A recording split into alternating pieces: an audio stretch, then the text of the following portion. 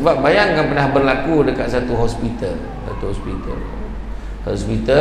berlakunya masalah sumbang ni, kan? Bayangkanlah seorang ibu dan seorang anak perempuan, ya, saya bilang beri, seorang ibu dan seorang anak perempuan, ibu dan anaknya melahirkan anak pada hari yang sama, hasil perbuatan lelaki yang sama. Apa nak anggap ni?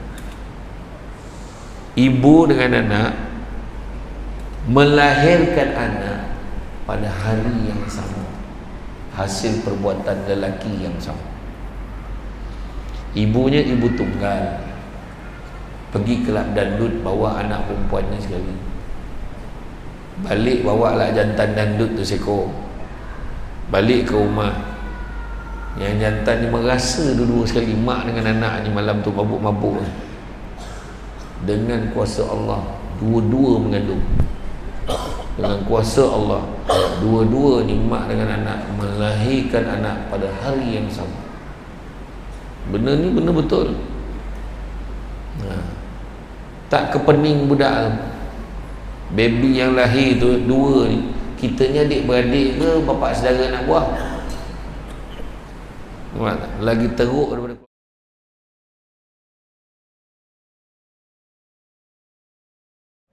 A'udzubillahi minasyaitonirrajim. Bismillahirrahmanirrahim. Assalamualaikum warahmatullahi wabarakatuh.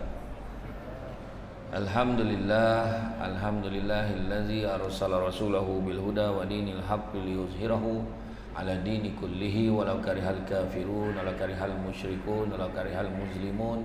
Subhanaka la ilma lana illa ma 'allamtana innaka antal alimul hakim. Rabbi syrah li sadri wa yassir li amri wahlul 'uqdatam min lisani yafqahu qawli. Alhamdulillah, syukur kepada Allah Subhanahu wa taala, segala puji bagi Allah Tuhan sekalian alam. Salam dan salam ke atas junjungan besar Nabi Muhammad sallallahu alaihi wasallam. Masih banyak saya ucapkan tuan pengurusi acara, bahagia tuan pengurusi masjid, tuan imam, barisan jawatan kuasa, penggerak aktiviti masjid, pemimpin-pemimpin tempatan di semua peringkat yang berkesempatan hadir, seluruhnya tuan-tuan dan puan-puan dan rahmati Allah sekalian. Alhamdulillah, syukur banyak-banyak pada malam ini dengan limpah dan izin dapat kita bersama-sama berada di dalam majlis ilmu yang mana Nabi sebut barang siapa yang mengikuti jalan-jalan ke majlis ilmu, maka Allah akan anugerahkan kepadanya jalan-jalan ke syurga. Amin, mudah-mudahan. Jadi malam ini tajuk yang telah diamanahkan kepada saya adalah tajuk Baiti Jannati, rumahku syurgaku. Bagaimanakah pandangan Islam tentang ini? Baiti Jannati ini disebutkan sebagai rumahku syurgaku, yang mana rumah ini dia menjadi syurga. Syurga pada seorang manusia, maknanya menurut pemahaman kita tak ada siapa pun yang dapat menggambarkan syurga itu seperti apa. Walaupun kita tahu syurga itu hebat, kita tahu syurga itu best, kita tahu syurga itu menarik, syurga itu selesa, nyaman, menggembirakan, tapi tak ada siapa yang ada pengalaman pergi ke sana. Yang kita tahu syurga, oh, ana seolah-olah berada di dalam syurga lah, dia katakan. Tapi syurga macam mana? Itu menurut pandangan manusia. Dan kalau kita tengok, pernah dibuat oleh Steven Spielberg, dia buat filem tajuknya Paradise, menggambarkan lautan yang membiru cantik dengan pulau yang indah, tumbuh-tumbuhan pokoknya cantik, bergemerlapan dengan burung-burung terbangan, kan? Dia gambarkan itu syurga, sikit pun tak menyamai syurga. Macam itulah ayat yang boleh. Kenapa cakap macam tu? Kalau kita tengok dalam kitab Mukasyafatul Qulub daripada Imam Al-Ghazali, kan, kita lihat bagaimana dengan tajuk menangis kerana takut kepada Allah, buat satu tajuk yang mana menggambarkan sekumpulan manusia masuk ke dalam syurga. Bila masuk ke dalam syurga, dia nampak permaidani indah, dibentangkan permaidani indah, nampak makanan yang pelbagai, minuman yang hebat, kemudian nampak singgah sana untuk dirinya. Kemudian tiba-tiba dengan tak semena-mena Allah memerintahkan malaikat, wahai malaikat, kau bukalah tabir ini, kau bukalah tabir ini supaya mereka dapat memandang kepada aku, supaya mereka dapat melihat wajah aku. Maka malaikat menjawab, ya Allah, mana mungkin aku boleh membuka tabir ini untuk mereka melihat wajahmu ya Allah, dengan tahap mereka di atas dunia dulu derhaka kepadamu ya Allah. Maka pada ketika itu Allah jawab, bukakanlah tabir ini Kerana sesungguhnya di atas dunia dahulu mereka pernah menangis kerana aku. Tu tajuk menangis kerana Allah tu, maknanya tu saya tak cerita malam ni lah. Mana kena panggil lagi. Tu tajuk lain. Jadi cuma digambarkan. Maka malaikat bila Allah Ta'ala perintahkan buka tabir ni, maka dibuka lah tabir. Bila buka tabir tu semua bersujud. Semua bersujud. Nampak aja Allah, semua sujud. Maka pada ketika itu Allah Ta'ala kata, bangkitlah semua. Kenapa kamu bersujud? Kerana sesungguhnya di sini bukan tempat beramal, di sini bukan tempat bersujud. Dekat syurga tak ada siapa tanya Zuhur dah masuk tu. Dekat syurga jom kita sembahyang jemaah dah masuk waktu ni, boleh jamak ke tak? Tak ada soalan. Dekat sana tak ada. Sini bukan tempat beramal, sini bukan tempat bersujud. Kemudian Allah Ta'ala tanya satu soalan kepada mereka, apakah kamu tidak rela kepada aku? Allah Ta'ala tanya. Maka dia menjawab, ramai-ramai ni salah seorang tu menjawab, ya Allah, mana mungkin kami tidak rela kepadamu dengan tahap engkau telah menunjukkan kepada kami, syurga telah menunjukkan kepada kami sesuatu yang tak pernah terlihat dari mata, tak pernah terdengar kat telinga, dan tak pernah terbayang di hati. Hebatnya syurga macam tu lah. Tapi syurga dunia ni adalah semua perkara-perkara yang menggembirakan kita. Itu adalah syurga. Dapat kereta baru, nampak kunci, masuk dalam kereta, seolah-olah berada di dalam syurga. Tapi perasaan syurga tu hilang waktu bayar kali pertama. Macam itulah kan?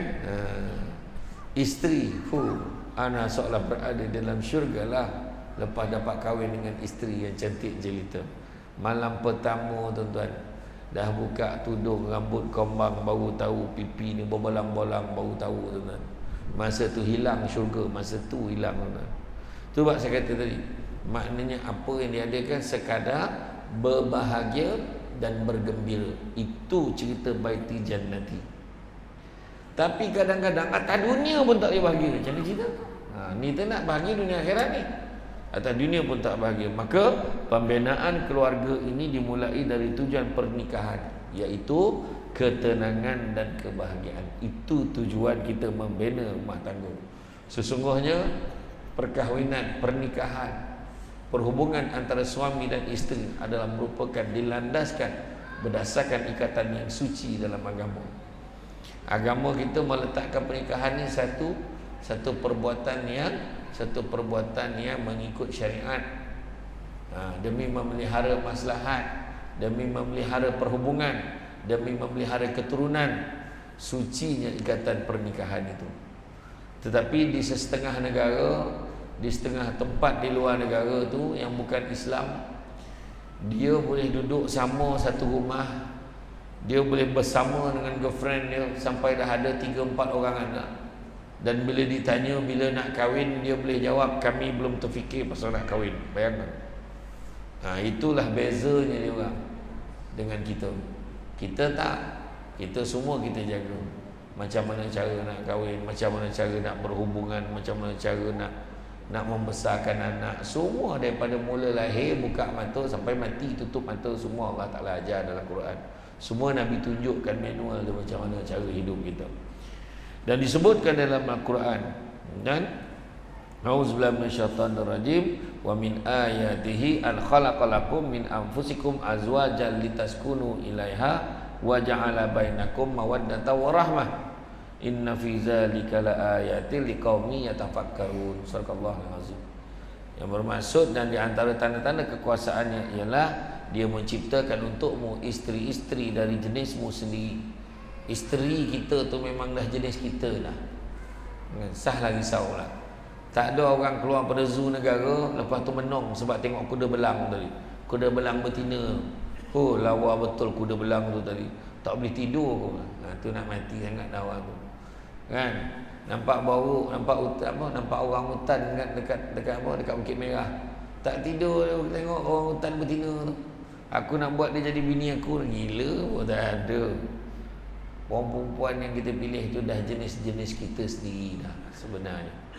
Dan supaya kamu merasa cenderung dan tenteram kepadanya, sakinah, dan dijadikannya di antaramu rasa kasih dan sayang, belas kasih, mawaddah, rahmah, rasa belas dan sayang, Sesungguhnya pada yang demikian itu benar-benar terdapat tanda-tanda bagi orang yang, bagi kaum yang berfikir. Surah Ar-Rum ayat yang ke-21. Dengan mawaddah, kasih sayang memenuhi syahwat. Maknanya syahwat itu dipelihara dengan cara itu. Bayangkanlah perbuatan bersama itu sendiri, kan? Bersama itu sendiri tanpa ikatan dipandang serong, dianggap sebagai zina, dianggap sebagai perbuatan tidak bermoral. Tapi dengan perkahwinan, bukan hanya perbuatan itu disahkan dari segi peraturan dan syariat, malahan dia membawa kepada pahala. Orang perempuan layan suami pahala, belum suami minta dah bagi, lagi besar pahala. Macam tu. Abang malam ni on tak on? Serius lah tanya suami dia.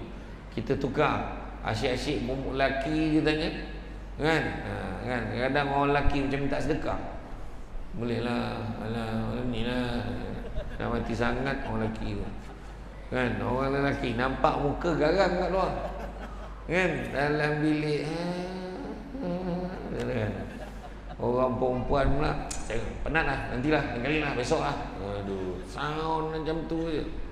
Itu saya kata tadi, orang perempuan ubah benda ni, kan? Bukan ubah sini, tempat lain, tempat lain. Jadi maknanya akan mengembangkan zuriat keturunan manusia. Sebab bayangkan pernah berlaku dekat satu hospital, hospital berlakunya masalah sumbang ni, kan?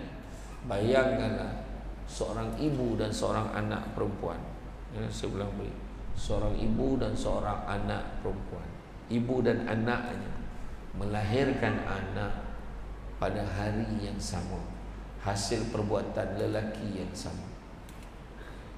Apa nak cakap dia? Ibu dengan anak melahirkan anak pada hari yang sama, hasil perbuatan lelaki yang sama.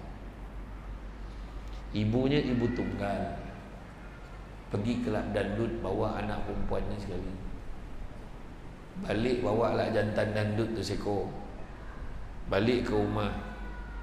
Yang jantan ni merasa dua-dua sekali, mak dengan anak ni malam tu mabuk-mabuk. Dengan kuasa Allah, dua-dua mengandung.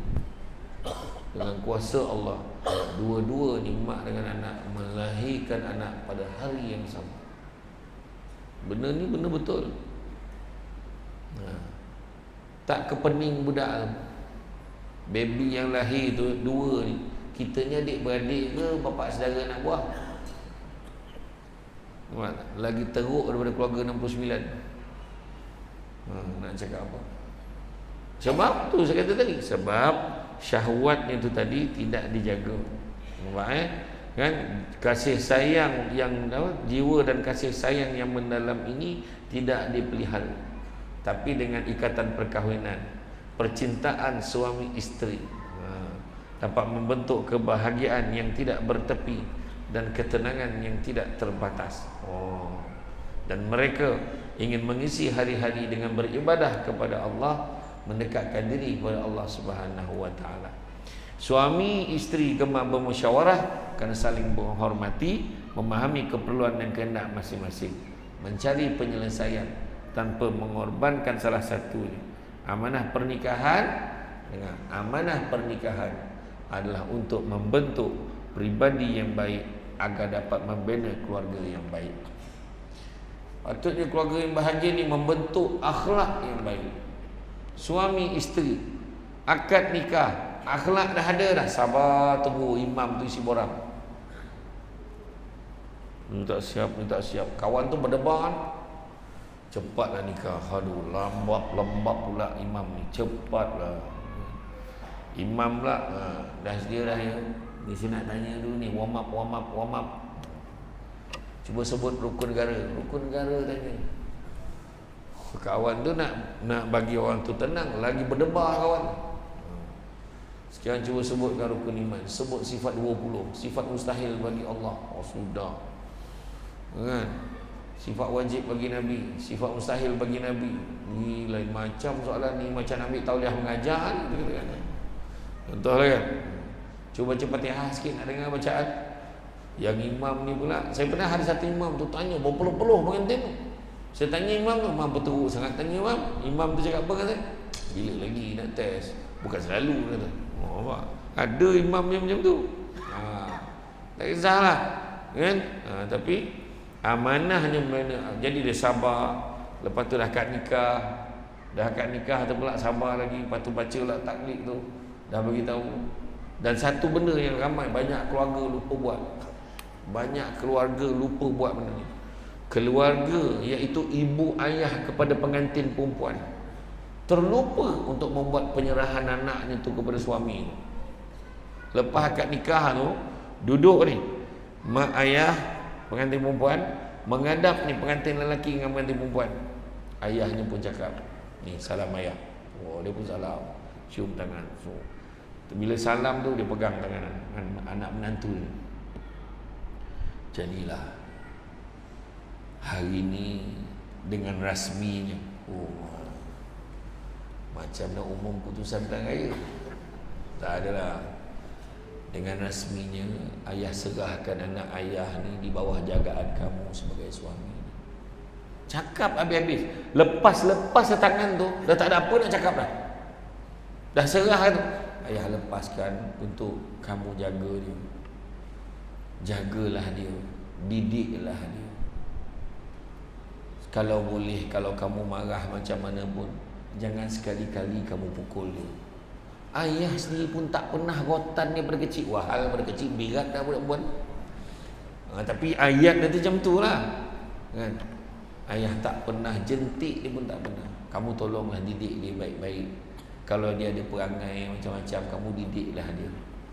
Dan satu lagi, kalau anak ayah ni rindu dekat ayah dengan maknya, janganlah kamu larang dia balik jumpa kami. Ini anak perempuan kesayangan kami. Kami serahkan amanah ni pada kamu. Itu ramai orang tak buat.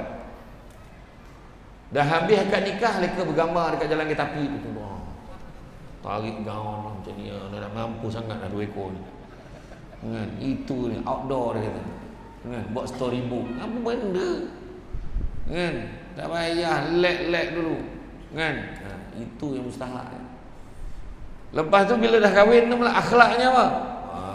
Itu kan saya tak tahulah negeri lain. Negeri Sembilan ni dia lain. Kena pergi rumah pak saudara, mak saudara. Mula rumah pak saudara, mak saudara perempuan pergi semua. Dulu bawa penganan, tahu penganan? Dodol. Bawa dodol, orang dulu bawa dodol. Assalamualaikum lah, bawa bokor dah. Bokor tu lah dodol. Bawa bekas. Pak saudara tu pulang balik bekas, dalam tu ada duit. Macam tu. Dulu. Tapi sekarang tak perlu pergi tu, at least bawa lah buah tangan, buah ke apa bagi kat pak saudara tu, sekadar nak kenal. Berapa ramai yang buat lagi? Tak ada. Ranting kan lah, tak ada. Budak sekarang itu yang kurang hajar dengan pak saudara macam tu kan. Betul cakap ni.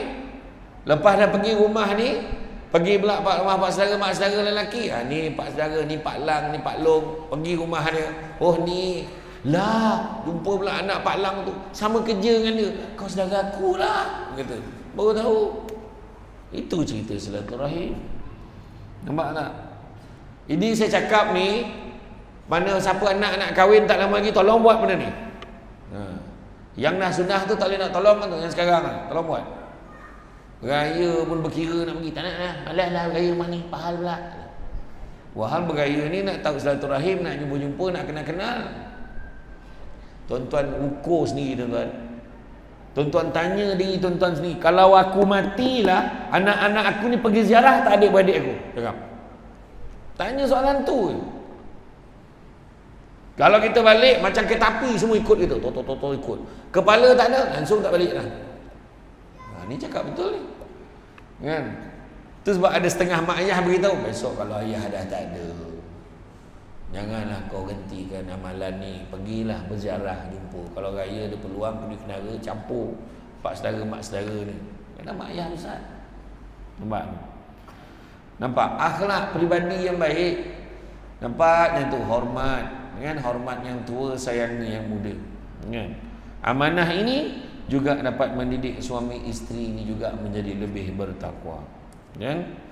Dan begitu juga baiti jannati ni maksud dia apa? Baru sampai definisi. Makna lambat habis yang mahal ni. 2 jam pun tak mahu, 2 jam ni, 3 jam mahu ni. Baiti jannati, jannah, jannat alam akhirat, tempat ruh manusia baik-baik yang banyak membuat pahala ketika di dunia, tempat balasan pahala, tempat mengecap nikmat Tuhan yang kekal. Dunia segala rupa kenikmatan, kesenangan, bahagia di dunia. Syurga segala yang berkaitan dengan syurga. Maknanya semua benda-benda baik, yang indah, yang cantik, semua syurga. Suami isteri harus memberikan perhatian yang tinggi terhadap keluarga agar mampu membawa kejayaan dunia dan akhirat pada semua anggota keluarganya. Keluarga yang berorientasikan akhirat kerana memiliki matlamat meraih syurga dan redha Allah meskipun dalam musibah. Nampak? Ada musibah, ada ujian, dia tetap tenang, dia tetap berkasih sayang, dia tetap berbelas kasihan. Suami balik rumah, nampak isteri buat kerja, tak sampai hati rasanya tengok. Tengok isteri masak, ya Allah banyaknya lauk isteri abang masak. Orang perempuan ni tuan-tuan dan puan-puan, makanan dia dekat sini, telinga. Dia nak makan puji, benda lain dia tak nak. Tu yang kadang-kadang bila dia dah masak, dia tak makan sangat. So, kenyang dengan puji-pujian. Sedap betul isteri abang ni masak, ya Allah. Sampai ke siku sana kan. Abang ni ada je. Tapi hati suka. Sedap betul masakan isteri abang. Allah. Tak sama macam isteri yang kat sana. Sudah. Isteri mana pula? Tak maksudnya isteri kawan abang. Abang jangan ganggu gua, abang jangan main-main. Tersamsul pula dia. Dia kata isteri kawan abang tu, abang dah try makan kat rumah, dia tak sedap. Siapa masak sedap betul. Hari ni bang, saya masak lauk kegemaran abang. Apa dia? Telur masak kicap. Sedap lauk tu. Telur masak kicap, kiri keliling dia garing, tengah cair. Macam dia punya rangup campur cair. Boboh pula kicap kat cair tu kan. Nampak? Terbayang tak? Terbayang tak? Nampak simple kan? Iya tuan-tuan.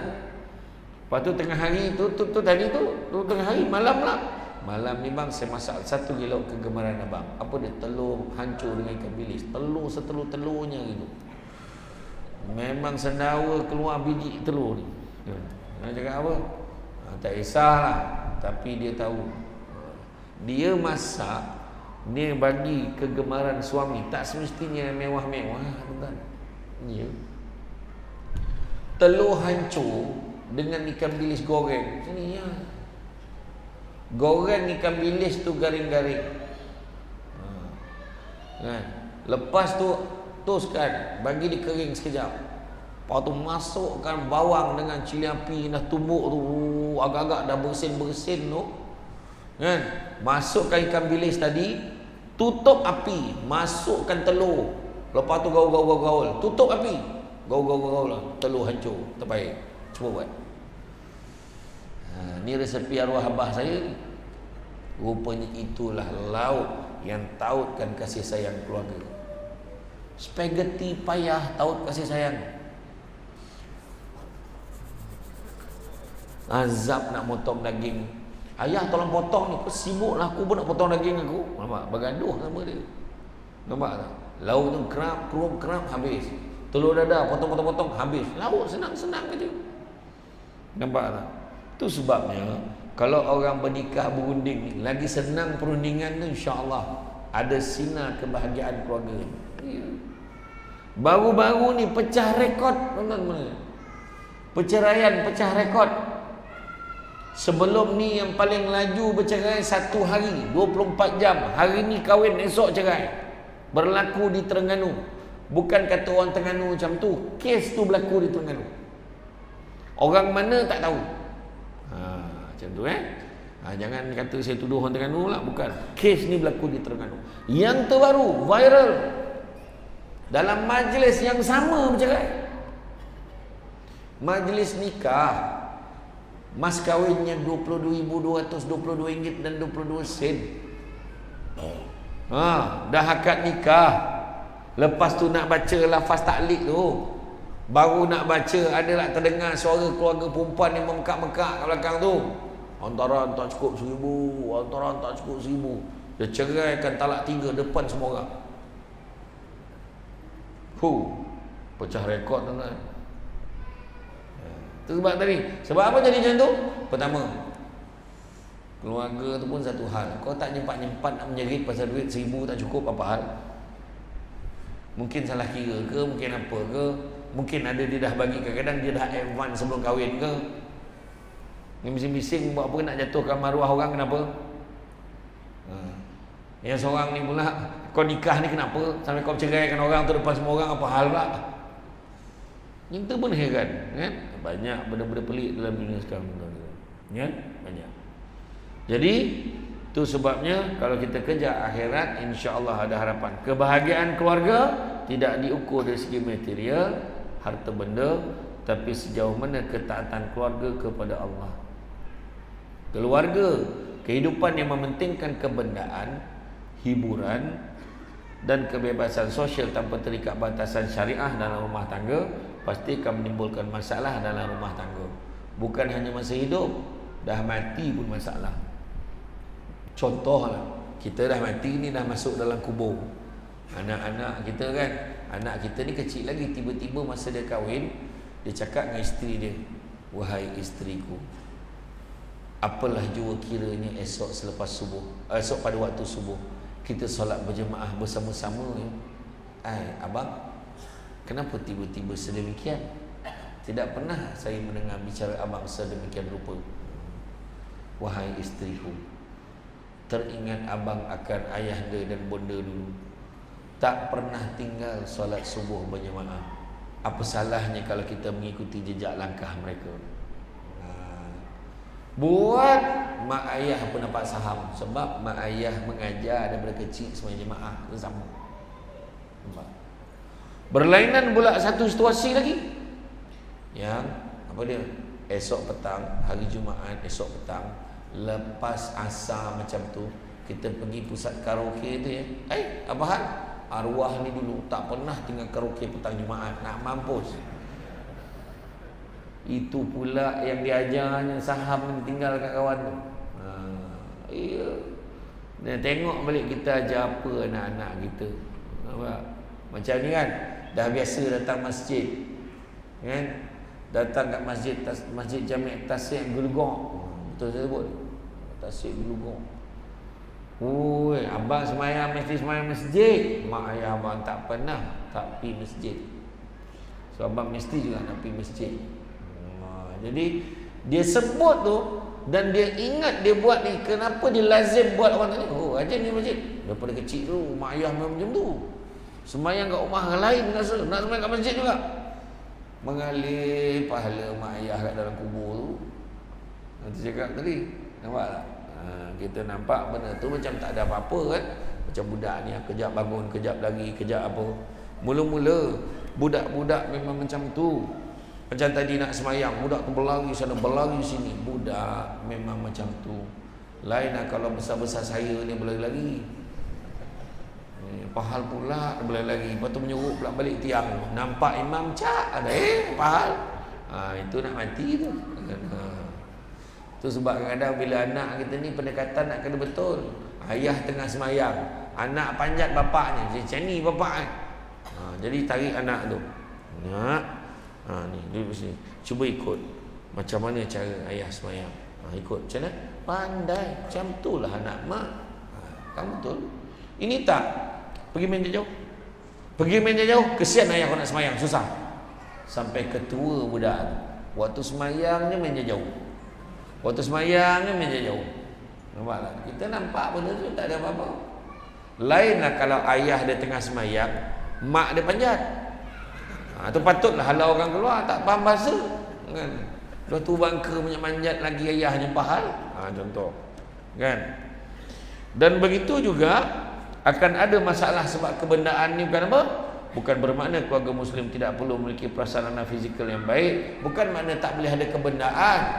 Contoh, saya pernah tengok sendiri satu keluarga mati aja ayah tu. Tak sempat lagi kubur tu, tumbuh rumput.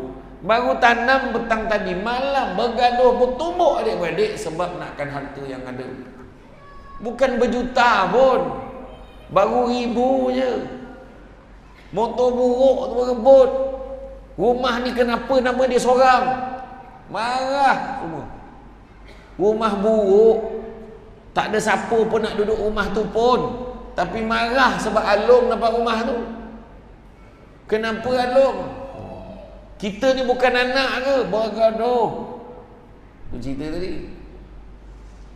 Mak saya sama cakap apalah, biarlah aku mati tak ada harta, korang pun tak payah bergaduh-gaduh. Mak mereka macam tu. Sebenarnya bukan isu ada harta tak ada harta. Kalau nak bergaduh, dia bergaduh juga. Tapi isunya apa? Isunya adalah kita kena bekalkan didikan agama pada anak-anak kita. Bila anak kita ada didikan agama, silap-silap dia berlapang dada. Ni tanah ni kita bagi dekat Angah, macam ni lah. Angah pun cakap, tanah rumah kampung ni saya cadangkan tak payahlah bagi ke Angah, biarlah letak nama Along. Saya setuju letak nama Along sebab dia abang kita yang sulung. Lepas ayah tak ada, dia lah ganti kita. Macam tu dia kata. Jadi yang penting Along kita minta satu je, Long. Rumah ni janganlah Along jual, supaya tiap-tiap tahun raya kita masih boleh kumpul adik-beradik kat sini. Itu cara dia. Lepas tu Alang setuju kan? Itu yang terbaik. Along abang kami. Oh macam tu. Along berkembang aja. Alah kamu ni, makasihlah atas kepercayaan. Tak sampai sebulan dia jual kat Along rumah anak. Contoh kan? Maknanya didikan ni usaha. Nampak kan? Kita tengok kan macam mana Puak Ansar dan Muhajirin dulu kan, kisah baru lagi kan ceramah Ma'al Hijrah kan. Macam mana Puak Ansar ni, ada seorang ni jual tanah kepada Muhajirin. Dia beli tanah, dia jumpa peti dekat dalam tanah, dekat tanah ada peti. Peti dalam tu penuh dengan harta, dengan emas, dengan duit masa tu. Dia panggil balik tuan tanah. Tuan, aku beli tanah aja, ni peti ni kau ambil balik, peti ni kau punya. Wah, macam tu lah. Cuba kalau kita masuk dekat satu hotel tu yang bernama Hotel Seri Pauh. Saya nampak hotel tadi. Masuk dalam hotel, dapat kunci bilik, letak, buka atas katil ada satu beg. Dalam beg tu kita tengok, ada duit. Kira, sempat kira 50,000. Soalan cepu mas, adakah kita akan pulang balik pada resepsionis? Hello, Assalamualaikum, ni resepsionis, ni tolong ambil balik beg ni dalam bilik ni, saya tak tahu siapa punya. Saya tanya orang perempuan, orang lelaki jangan jawab. Orang perempuan, adakah kita akan pulang balik kepada pihak hotel ataupun kita simpan sebab rezeki kita dalam bilik ni? Sila jawab dengan teliti. Orang perempuan, telefon ke simpan? Telefon ke simpan? Ramai yang simpan. Contoh pun dah buat dosa dah, belum betul-betul kan, bayangkan. Padahal bukan duit kita kan, bukan duit kita. Tapi yang berlaku ni, Puak Ansar ni tadi, yang jual tanah, dia kata apa? Aku dah jual tanah, apa yang ada kat atas tanah tu kau ambil lah sekali. Tak, aku beli tanah aja. La ilaha illallah, bergaduh. Kalau kita lah yang nampak kan, gaduh-gaduh. Macam ni lah, kau tak payah gaduh, bagi kat aku. Kalau kita lah kan, bergaduh tak nak. Kalau macam tu tak apa, tenang, jangan bergaduh. Kita tunggu siapa yang lalu kejap lagi, yang lalu dekat tanah ni kita bagi kat dia. Lalulah seorang pemuda, dia pun cerita kaza macam ni. Jadi kami ambil keputusan nak bagi orang yang lalu kat tanah ni, kamu ambil lah peti ni. Dia jawab apa? Aku dapat lalu kat tanah ni pun dah untung dah, aku tak nak. Ya Allah, tak nak juga. Lalu dapat macam tu, takkan tak ambil? Ambil ke tak? Ambil lah. Bukan curi, orang bagi. Tak percaya, cuba tengok berhenti dekat tol. Berhenti kat Plaza Tol tu, berhenti, kita nak ni, tiba-tiba ada lah, tak kisahlah. Orang yang pakai ada bendera merah ke biru ke hijau ke, tak kira lah. Bagi t-shirt, bagi apa, bini kita, ambil bang, ambil aja, ambil. Kata. Itu lalu dekat tol tu, ambil sekarang apa dia bagi, ambil limau, ambil duit, ambil semua, ambil payung, ambil. Bukan kira pun ambil lah. Tak, dia tak ambil. Lepas tu bincang ni, tak apalah macam ni lah. Kamu yang jual tanah, kamu yang beli tanah, kamu jual tanah ada anak, kamu yang beli tanah ada anak lelaki nak perempuan, kahwin dengan dia, bagi kat dia. Betul juga. Berbesanlah yang jual beli tanah tadi. Anak tu dikahwinkan dia, bagi peti kat dia. Pada malam pertama, isterinya cakap sambil memegang tangan suaminya, abang, dapat kahwin dengan abang ni pun satu harta yang tak ternilai buat saya. Saya tak nak harta ni. Samalah dengan abang, pulang balik tanah. Ya Allahu Akbar, baik sungguh. Lalas bawa jumpa dengan Rasulullah.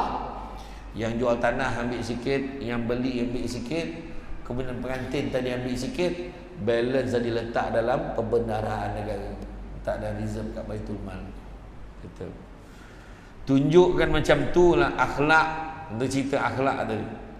Tu sebab kata Imam Malik, biar ilmu sikit tapi jangan tak ada akhlak, adab. Jangan tak ada adab. Betul dia. Kan? Diriwayatkan bahawa Nabi SAW bersabda, termasuk di antara kebahagiaan seseorang adalah memiliki rumah yang baik, kenderaan yang baik, dan isteri yang baik atau solehah. Maknanya benda tu mustahab, tak ada masalah, boleh. Kenderaan yang baik, rumah yang baik. Dia tak cakap rumah besar. Walaupun rumah tu rumah apartmen, rumah flat, kan? Ada lift, tak ada lift, tak kira. Tapi selesa dah untuk kita, itu dah yang baik. Dan isteri yang solehah. Sesetan mana pun jantan itu, dia pasti nak cari isteri solehah. Itu salah. Perangai tak elok, nak cari perempuan baik je, kan? Setiap anggota keluarga mengetahui cinta sejati, cinta tertinggi setiap mukmin adalah kepada Allah, Rasul, dan juga berjihad di jalannya. Setelah itu barulah cinta pada ibu bapa, suami isteri, anak-anak, saudara seiman, seagama, dan lain-lain. Itu sebabnya disebutkan dalam firman Allah, katakanlah, jika bapa-bapa, anak-anak, saudara-saudara, isteri-isteri kaum keluargamu, harta kekayaan yang kamu usahakan, perniagaan yang kamu khawatiri kerugiannya, dan tempat tinggal yang kamu sukai adalah lebih kamu cintai dari Allah dan Rasulnya, dan dari berjihad di jalannya, maka tunggulah sampai Allah mendatangkan keputusannya, dan Allah tidak memberi petunjuk pada orang-orang yang fasik. Surah At-Taubah ayat yang ke-24. Kalau kita sayang yang lain lebih pada Allah dan Rasul, maka pada ketika itulah Allah akan mendatangkan keputusan ujiannya kepada kita. Macam tu ya tuan-tuan. Kesalehan dan dekatnya seseorang kepada Allah SWT akan mempengaruhi besarnya cinta suami isteri. Jika Allah telah mencintai kita, maka kita akan dicintai oleh segenap makhluk dengan izinnya. Kadar cinta suami isteri bergantung kepada nilai ibadah dan keimanan pasangannya. Cinta yang tidak didirikan atas dasar mahabbatullah hanya akan menjerumuskan kita ke dasar kelalaian dan juga kehinaan. Rasulullah SAW bersabda, sesungguhnya Allah memiliki hak ke atas diri kamu yang harus kau tunaikan, dirimu memiliki hak yang harus engkau tunaikan, dan keluargamu memiliki hak ke atas dirimu yang harus engkau tunaikan. Maka tunaikanlah hak masing-masing dari semua itu. Hadis riwayat Bukhari. Saya ulang balik. Allah memiliki hak ke atas dirimu yang harus engkau tunaikan. Solat, ibadah kita pada Allah. Dirimu memiliki hak yang harus engkau tunaikan. Jaga diri kita, pelihara diri kita, jangan terbabit dengan benda-benda yang mungkar, jangan buat benda-benda yang salah dari segi agama. Dan keluargamu memiliki hak ke atas dirimu yang harus engkau tunaikan. Ada hak yang perlu kita sempurnakan pada keluarga kita, maka tunaikanlah hak masing-masing dari semua itu. Tanggungjawab suami bukan setakat membeli peralatan dan kelengkapan rumah sahaja, tapi tanggungjawab dan kehendak isteri dalam membantu suami mengurus rumah tangga.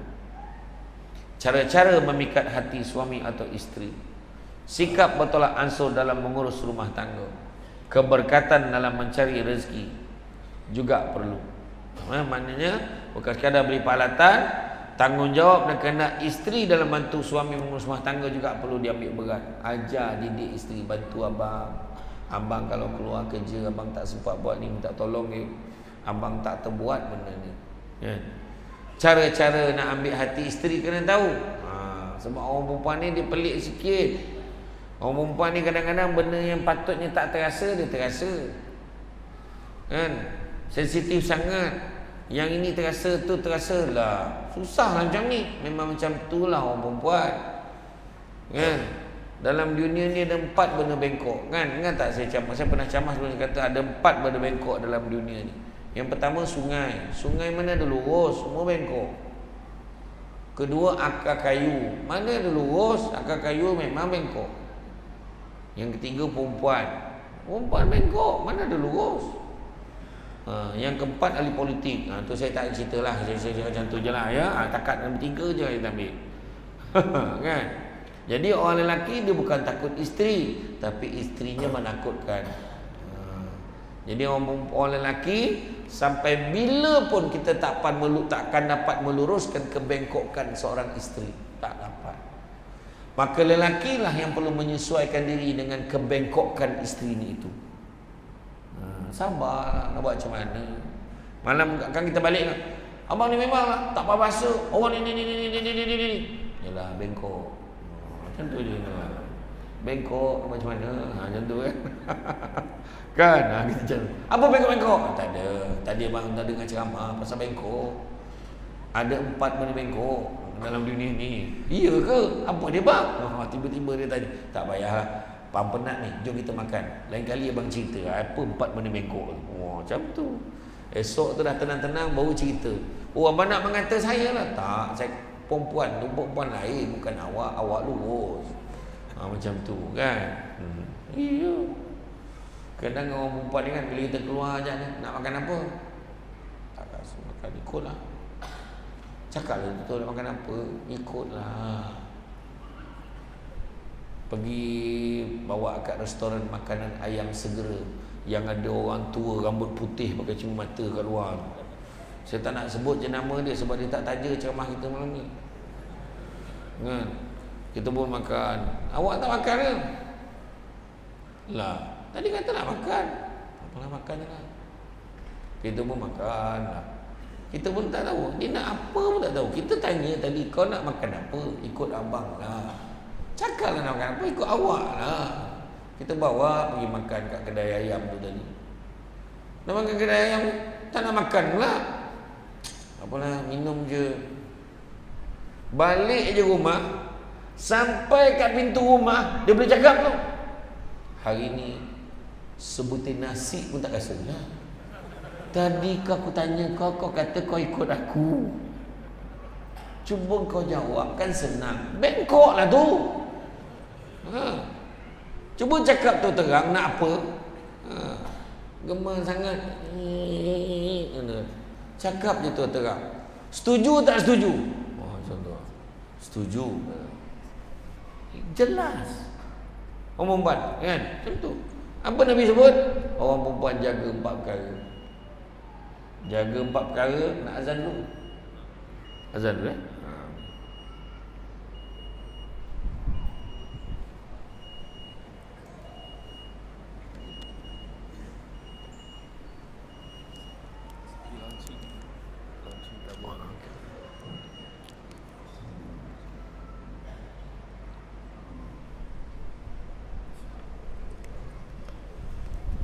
Allahu Akbar,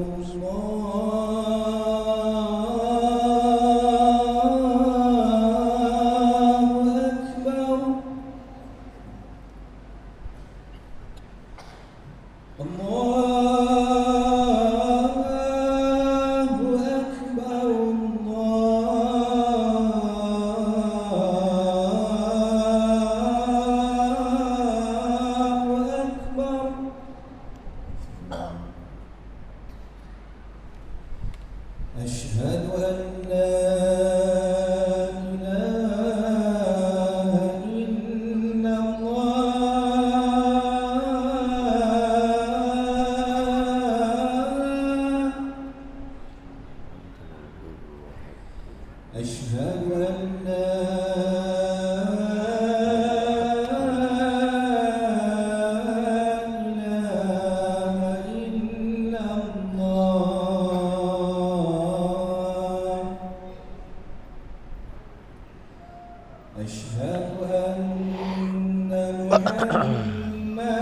رسول الله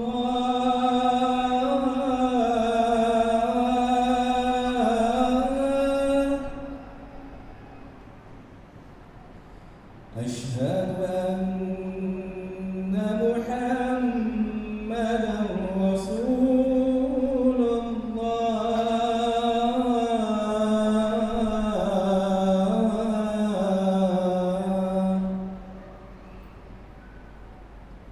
حي على الصلاة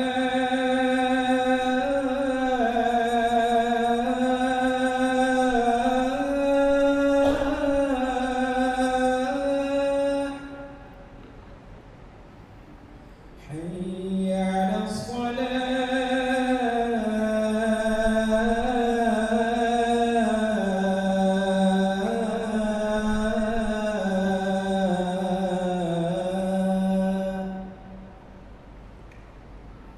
حي على الفلاح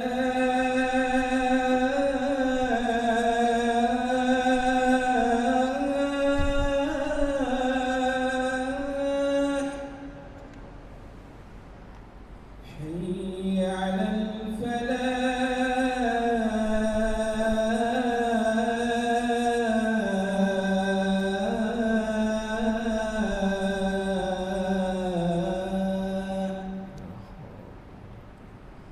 الله أكبر الله أكبر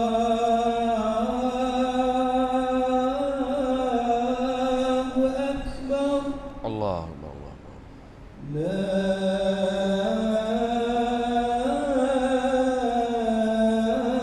إله إلا الله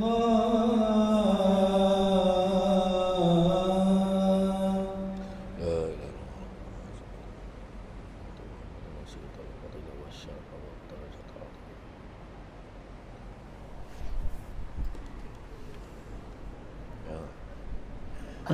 Okey, sambung jadi orang perempuan Nabi pesan apa? Nabi beritahu ada 4 perkara. Kalau orang perempuan buat ni, pertama jaga solat, kata Nabi. Jaga puasa. Jaga maruah diri, maruah suami. Dan yang keempat, taat perintah suami. Kalau jaga keempat-empat ni, Nabi kata masuklah ke dalam syurga mengikut mana-mana pintu, mengikut pilihan hati kamu.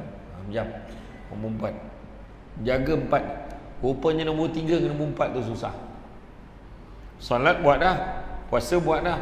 Yang nombor 3 tu, jaga maruah diri, jaga maruah suami pun susah kadang-kadang.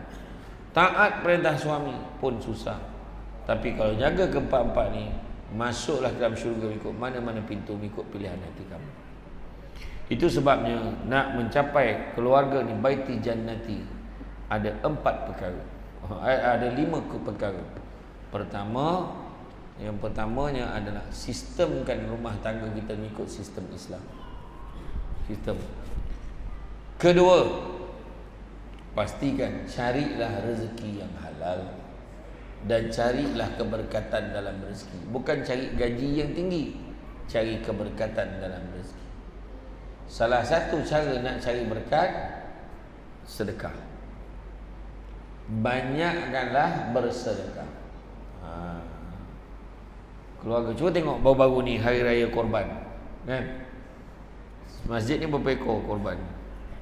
2 ekor. 2 ekor. Ada masjid sebegitu 39 ekor. Tapi tengoklah, yang 2 ekor tu pun ada senarai nama berulang. Ada nama keluarga tertentu dia memang tak pernah tinggal, mesti masuk setiap tahun. Kadang-kadang tu ada orang tanya, tahun ni kurang ustaz, kurang korban kat masjid. Bukan kurang korban kat masjid, taman perumahan banyak sangat dah naik hari ni. Jadi orang banyak buat kat taman perumahan dia. Jadi sebenarnya banyak je kerbau tu, clear kandang tu, tengok. Kan, habis sembelihnya semua ada orang nak. Kan? Sebab apa? Sebab apa orang ni senarai nama yang berulang ni masuk korban? Sebab dia dah nampak kelebihan bersedekah. Itu sebabnya disebutkan dalam surah Ali Imran ayat 92, disebutkan kamu tidak sekali-kali akan mencapai hakikat kebajikan dan kebaktian yang sempurna. Belum sempurna kebajikan seorang mukmin itu selagi mana dia tidak mendermakan, menginfakkan sebahagian daripada harta yang dicintainya. Dan satu apa juga yang kamu sumbangkan, maka sesungguhnya Allah Maha mengetahuinya. Jadi tuan-tuan dan puan sekalian, pada malam ini saya ingin mengumumkan dengan nafas yang mulia, melancarkan tabung kutipan untuk pembinaan tempat pengurusan jenazah. Rugilah siapa yang tak menyumbang, sebab jenazah-jenazah tu akan diuruskan dekat bilik yang bakal dibina nanti. Target kita berapa belanja? 25,000. Sikit kociknya hal, malam ni boleh settle. Siapa yang tak ada duit RM5 masuk RM10. Tak ada RM10 masuk RM100. Jangan risau. Ini perbelanjaan ni orang kata insya-Allah pahala berterusan. Ya. Jadi tu siapa yang nak menyumbang tu dah mula bergerak dah tu. Ya. Pembinaan tempat pengurusan jenazah. Penting ni. Kang kau main mandi tepi jalan ni kan macam mana pula kan? Kena mandi tempat yang proper. Senang pengurusannya, kemas buatannya nanti. Lepas tu nak dipindahkan bawa ke dalam tempat tu, nak mengangkatnya tu pun senang, sebab tempat yang khas dan khusus telah disediakan. Belum sempurna kebajikan seorang mukmin selagi mana dia tidak menginfakkan sebahagian pada harta dicintainya. Lalu je tabung ni sekarang tengok dalam poket, tengok dalam beg, ada dua line, satu RM5, satu RM50. Mana yang paling kita sayang? Yang tu kita bagi. Ustaz, saya sayang betul RM5. Itu saya bagi RM5, RM50 ni saya tak sayang. Kejap lagi tahulah saya habiskan. Sabarlah tu. Tak tahulah dia nipu siapa. Kan? Macam tu lah.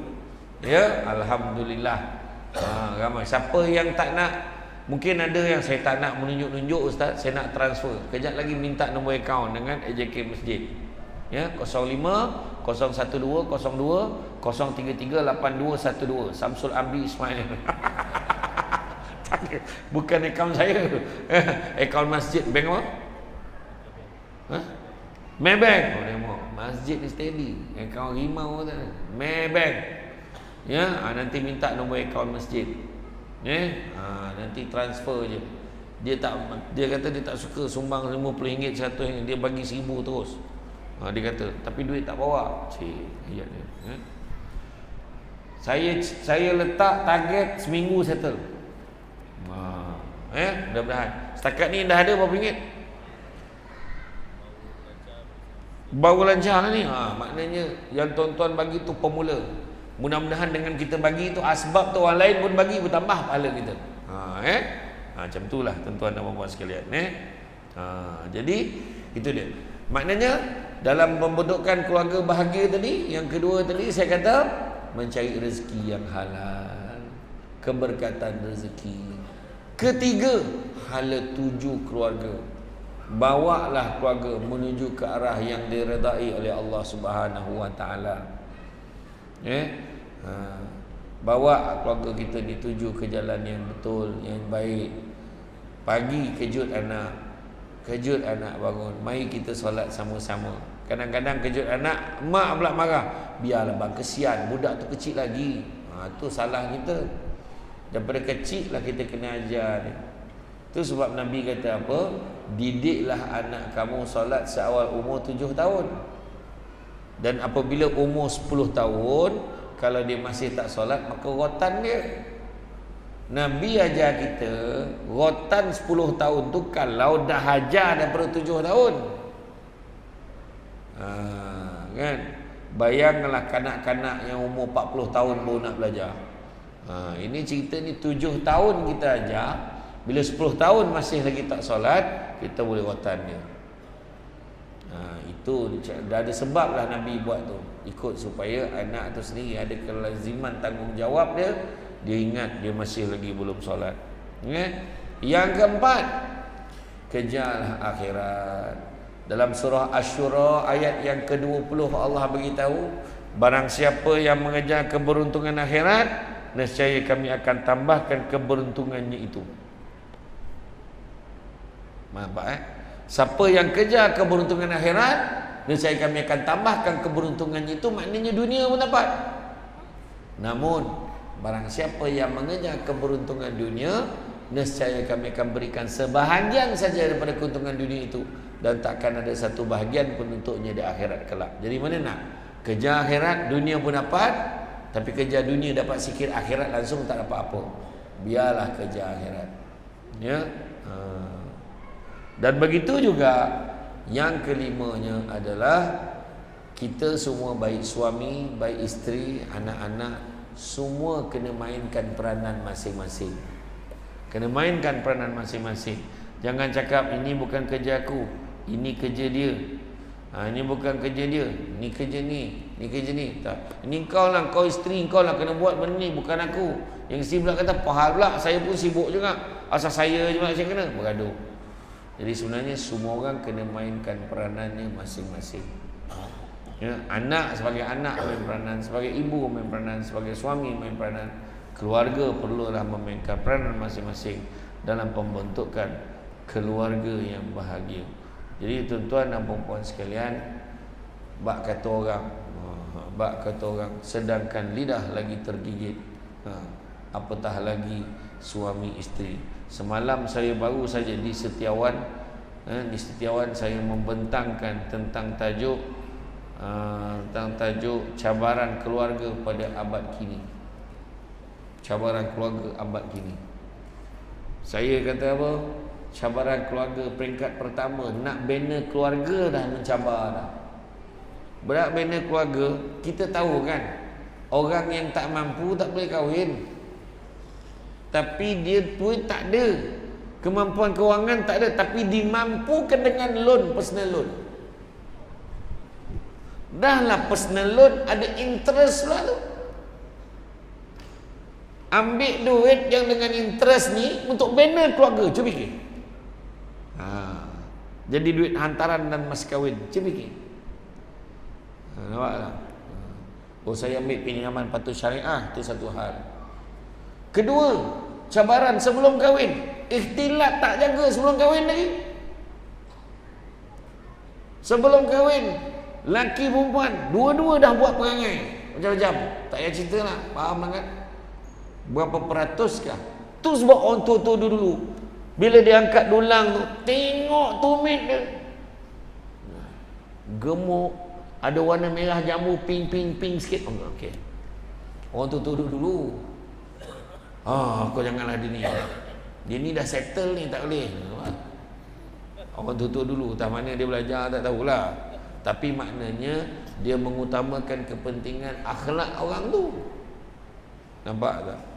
Maksudnya cara dia jalan ke pit macam mana, cara dia bersimpuh, susun, tumpuk makan pakcik, terpeletok kepala dia. Macam tu lah. Jemput minum, pakcik, Allah budak ni. Macam tu kan. Itulah tak ada. Kan? Masa kahwin jangan cerita lah. Ada 15 cabaran yang saya bagi semalam, termasuklah media sosial. Nak tahu apa dia? Tunggu dalam ceramah yang akan datang. Iya.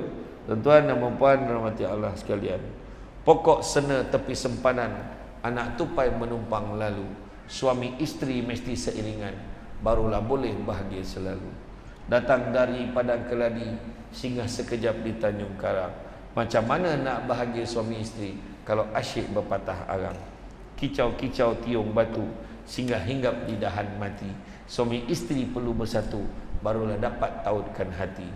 Buat bersegi elok bertingkat, pahat papan teruna bertiga. Suami isteri eloklah berpakat, barulah aman berumah tangga. Mentari menyala sinar berbayang, menyilau mata tidak terperi. Curahan kasih pupuklah sayang, semarakkan cinta suami isteri. Nasi lemak daun turi, bungkus upih boleh dibawa. Kasih isteri menyerah diri, kasih suami berkorban nyawa. Macam itulah. Jadi tuan-tuan dan puan-puan sekalian, bak kata orang, budak-budak membawa galah nak menjolok buah berangan. Kalau ada silap dan salah, dikata tidak, dicaci jangan. Tenang-tenang air di laut, sampan kelok mudik ke Tanjung, hati terkenang mulut menyebut, jasa baik pihak masjid menjemput, rasa nak junjung. Jadi tuan-tuan dan muslimin, terima kasih banyak diucapkan. Rasanya cukuplah sekadar itu, kerana saya faham renungan makrifat yang mendalam, yang tak berubah, tak berganjak cara tenungan tu, saya faham itu tanda-tanda suruh berhenti. Ya, walaupun permintaan awal itu nak suruh 3 jam, tapi saya tangguhkanlah untuk ceramah yang akan datang. Ya, insya-Allah. Ada 2 tajuk tadi kan? Ada 2 tajuk lagi. Makna 2 kali lah kena panggil. Insya-Allah. Jadi tuan-tuan dan puan-puan, itu saja daripada saya.